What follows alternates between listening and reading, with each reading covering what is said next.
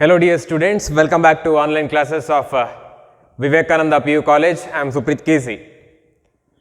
As you know, we are discussing about organism and population. In that chapter, we are at the end. Today we are going to discuss about the remaining part of population interaction, nothing but the mutualism as well as amensalism. Dear students, in the previous classes, we just discussed what you mean by predation, what you mean by competition, what you mean by parasitism, as well as commensalism. The left behind topics are mutualism as well as amensalism that we can discuss today. Fine. I hope you all are ready for the class, and I am starting the topic now. Okay. Dear students, I am beginning with the concept known as mutualism. Okay.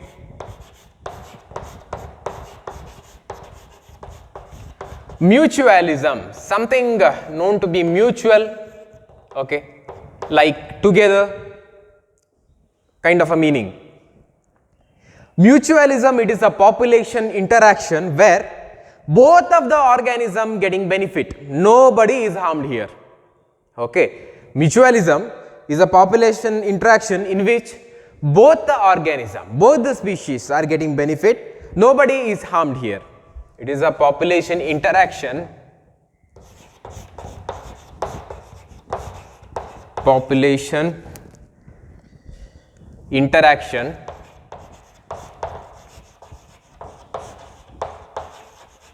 in which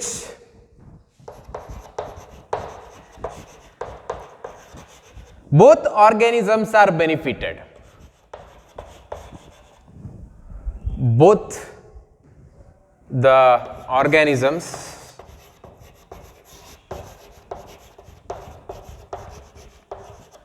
are benefited.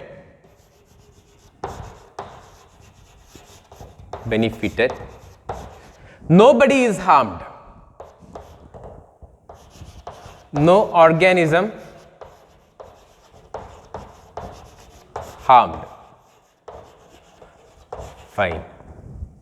So I repeat, mutualism, it is a population interaction in which both the organisms are benefited and no organisms are harmed. If you take a species A and I have a species B, both are doing the interaction, means what? There is a population interaction in which both the organisms are getting benefit, nobody is getting a harmness, nobody is harmed. This is the best example for mutualism. Okay. In the nature, we can find many organisms showing this kind of interaction. Mainly, I can take 4 examples now. Okay. After that, let us discuss one by one later. The first example I can take you is lichen. Lichen, I can discuss this later. Lichen is the best example. And next one is mycorrhiza. Mycorrhiza, second example.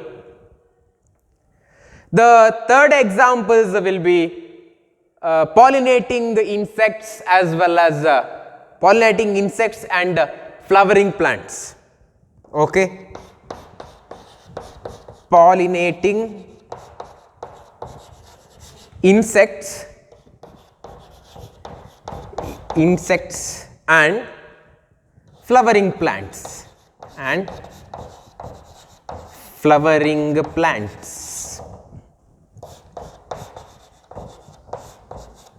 Okay, fine. The last one is fig tree. Okay, fig tree and its agent known to be wasp and agent wasp. These are all the 4 main examples I can take for mutualism. I repeat, lichen, mycorrhiza, pollinating insects and flowering plants, fig and agent wasp. These are all the For main example, I can take you for discussion of mutualism. Okay. The first one we are going to discuss is lichen now. Okay. After that, we will go one by one. So, are you people ready for the discussion? Definitely yes. Lichen. Dear students, you must know. Before discuss about lichen, you must know, dear students, lichen, it is a association of fungus as well as algae. Okay, fungus and algae. Okay, this lichen, okay, it is made up of association of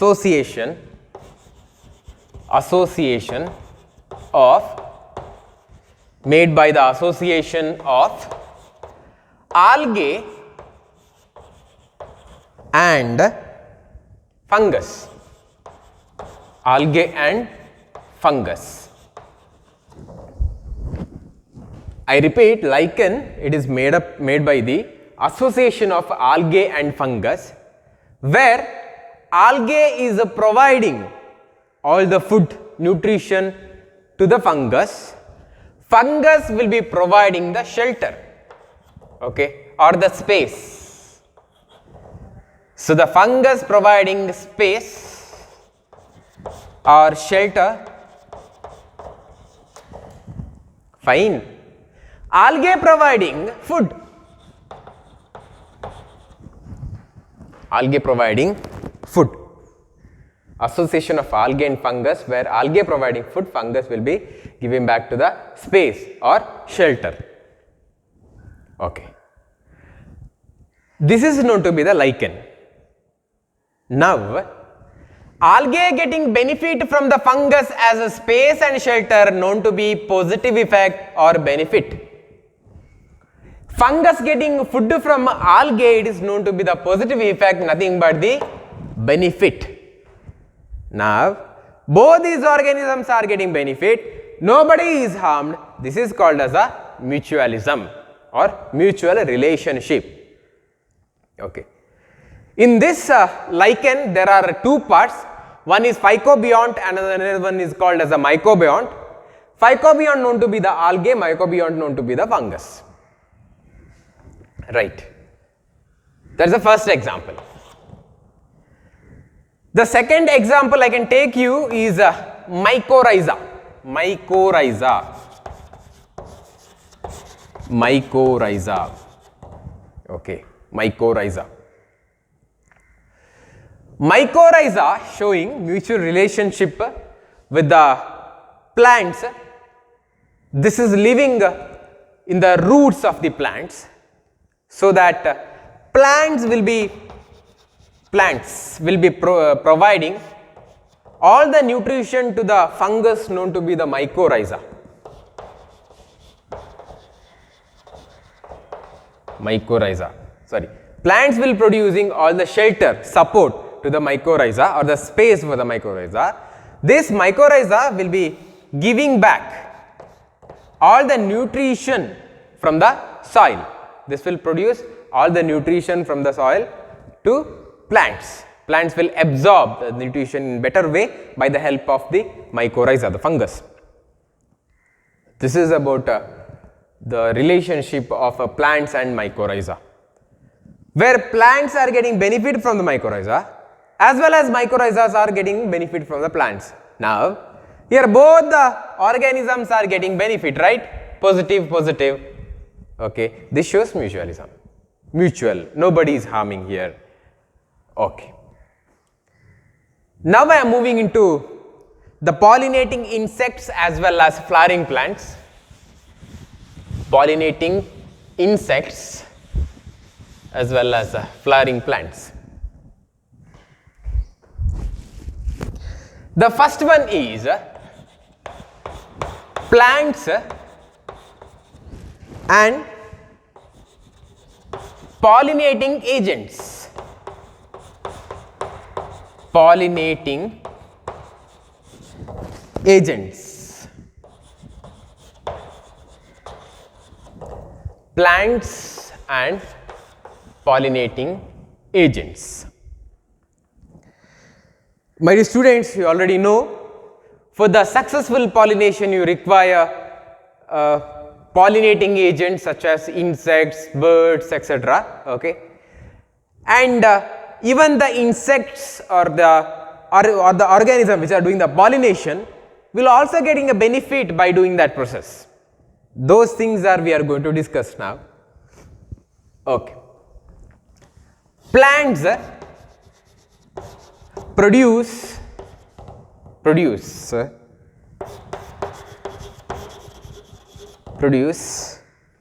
nectar as well as pollen. Plants will produce nectar as well as pollen. This nectar and the pollen both are utilized by the insects or the pollinators or pollinating agents. Okay. When they sit on other flowering plants,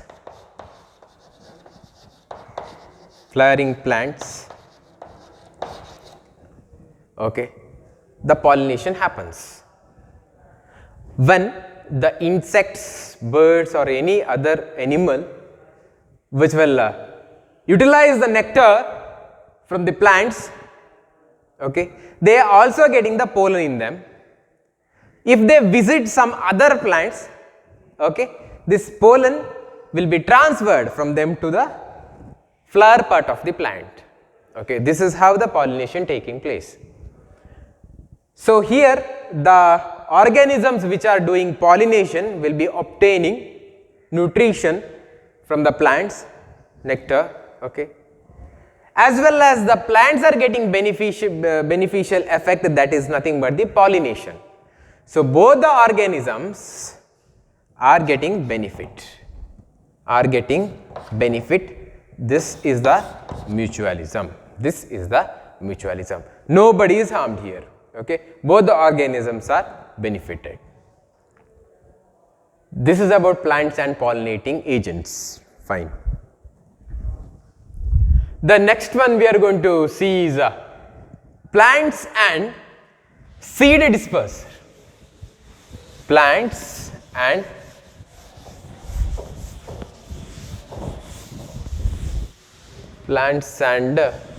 seed dispersing agents. Plants and seed dispersing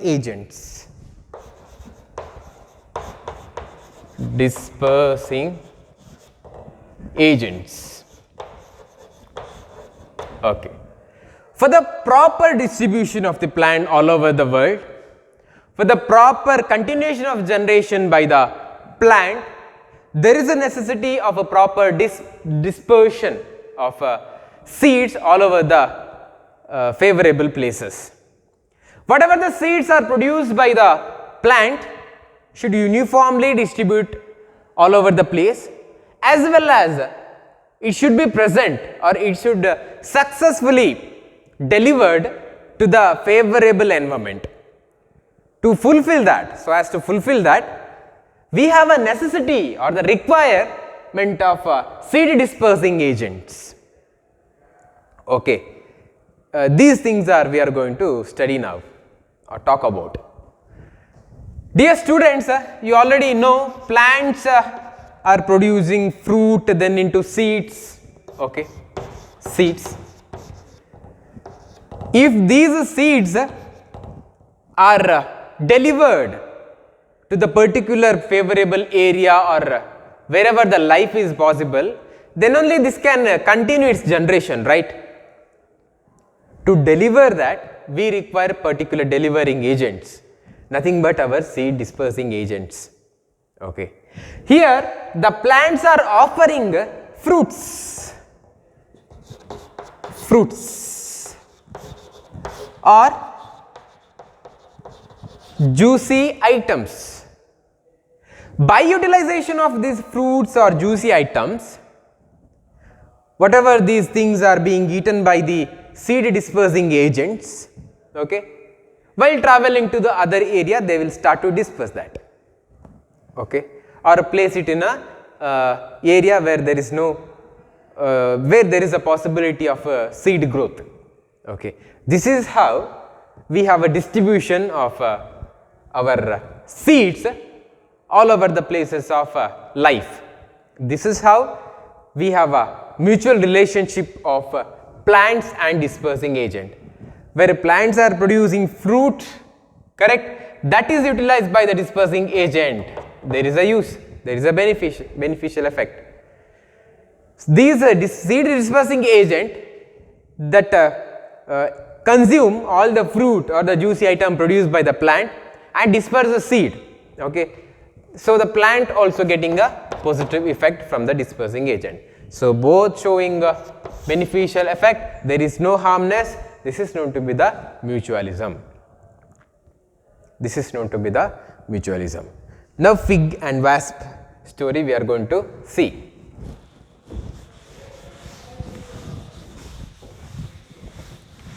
Fig.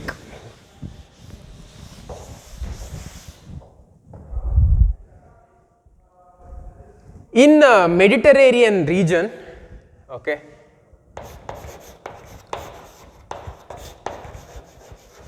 Mediterranean region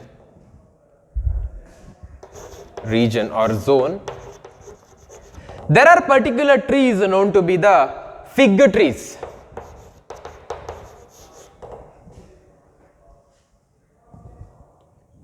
Fig trees, okay. This fig tree can do the pollination by only means of its own agents called as wasp, okay. In the Mediterranean region, we have fig trees, particular trees.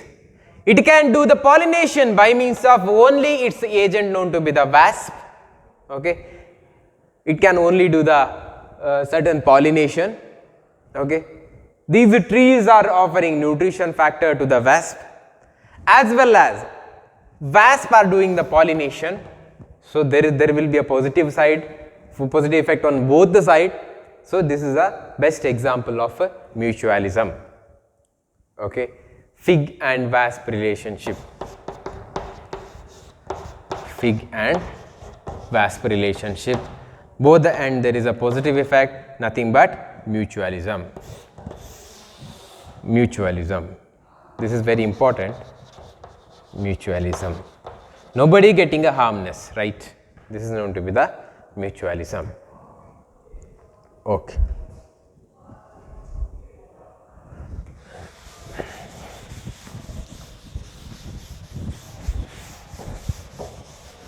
So we have another example in your textbook. It is known to be the sexual deceit. Sexual deceit. That thing we are going to discuss now. Sexual deceit. Okay. Sexual deceit. Sexual deceit means what? Deceit means it is a practice that masking the truth. Okay. Practice masking the truth,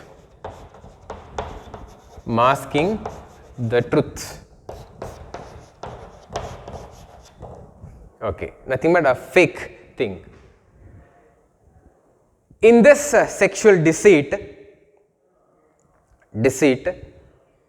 again in Mediterranean zone we have orchid known to be the Ophrys.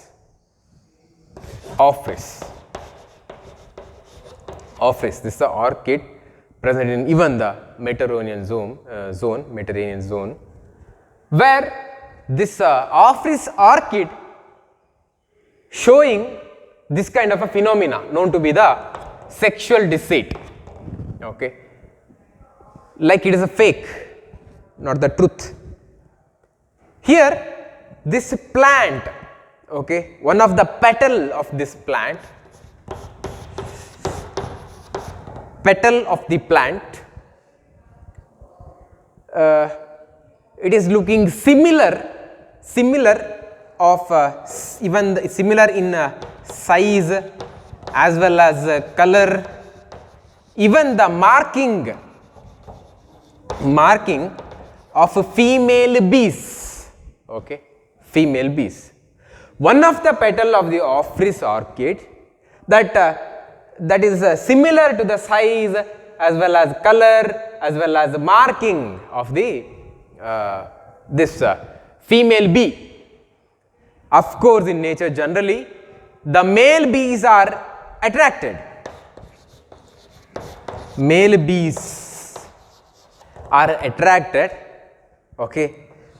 So, they will come and sit in this petal and doing the pseudo copulation. Pseudo copulation means there is no proper intercourse, pseudo copulation. By the time whatever the pollen that is contained by this petal will be shifted on the surface of the male bees. Okay. When male bees is carried to particular other Ophrys or other orchid, okay, there will be a pollination. Plant will offer a fake structure because for the attraction of the bees so as to carry out the process of pollination. Pollination. Here you can find pseudo copulation. There is no proper copulation. There is no proper intercourse. This is about the sexual desert that offered by the Ophrys, okay, resulting in a pseudo copulation. This is the story of Ophrys. Fine. Okay, these are all the things which comes under mutualism, and one we left behind is amensalism that we can discuss now. Amensalism.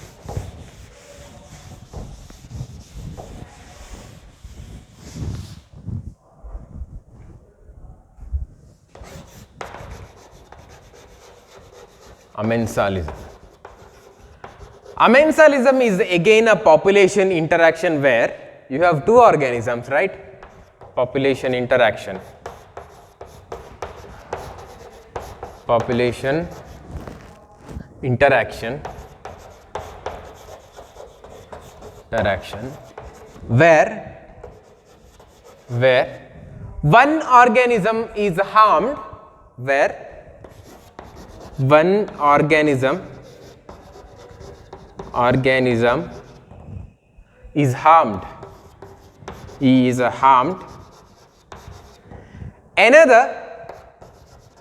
another neither benefited nor harmed,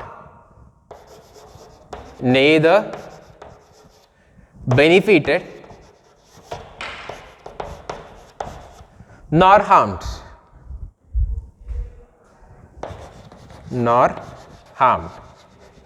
This is the definition. Amensalism is a population interaction where one organism is harmed, another one neither harmed, okay, nor benefited. You take species A and species B, one organism is harmed, getting harmness, another were getting neither benefit nor harmness. Okay, so it is 0. Negative showing it is a harmness, 0 showing there is no positive, there is no negative. Okay. The example I can give you, there are some trees which will offer some toxic chemical that will release some toxic chemicals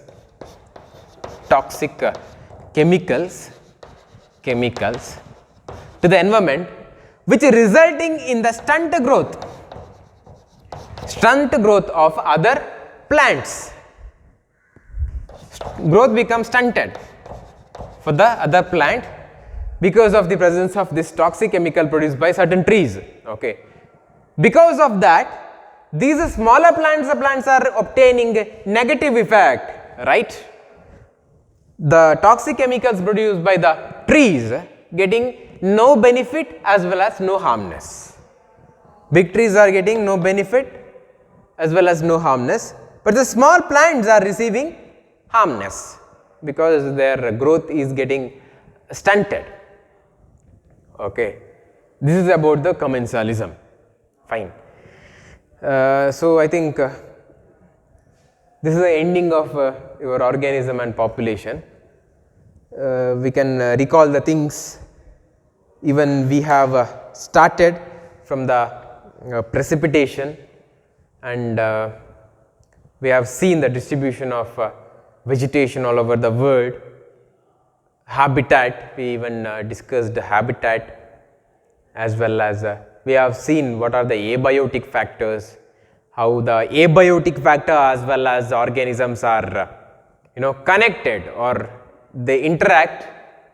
What are the response carried out by the organism towards the environment, we have studied.